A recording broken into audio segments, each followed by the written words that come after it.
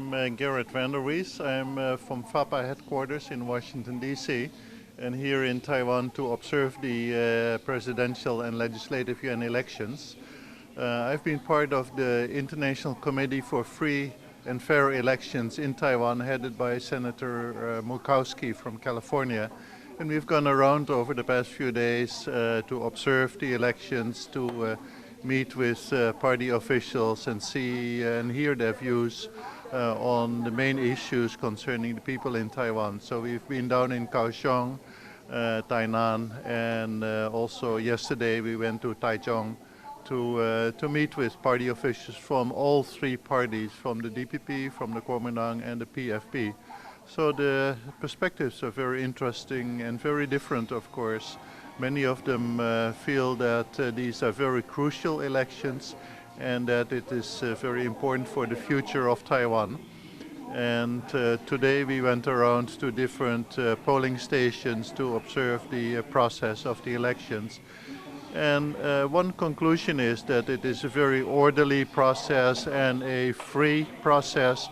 People are very free to participate in the whole process. But also we found that there are many unfair aspects that make it, in a sense, free and unfair elections. There's quite a bit of vote buying. There are other institutional aspects that slant the playing field in favor of the Kuomintang. So we will look forward to hearing the elections tonight and then, see what happens and who will be the victor, and then make up our mind on what the overall result of the election is. So thank you very much and for letting me participate in this. Thank you. On the fairness or unfairness of the elections, as I was mentioning, the playing field is not quite level, not quite what it should be, and for a number of reasons. The main reason that we did here was that the Kuomintang has very many resources, the assets that the Kuomintang has and the interest of those assets, that is playing a very major role because that gives them much more money than the DPP or, of course, the PFP in buying advertisements, in putting up advertisements on buildings and so on and so forth.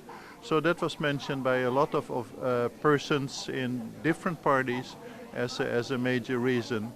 The other reason was what I indicated earlier, vote buying is still quite a bit prevalent in many areas. Probably more in rural areas than in urban areas, and that is also an issue of concern to people on the International Committee for Fair Elections in Taiwan. Then the third issue is the use of governmental resources for political purposes, where a government official, primarily of the Kuomintang, uses his governmental office for political purposes. So that is also a significant issue. We also asked people very much about the impact of China on the elections, how that is affecting the people's attitudes and ideas. So that was mentioned as an issue more in the background, but still very much influencing people's attitudes and people's eventual vote. So those are some of the issues that we have been discussing and concerned with.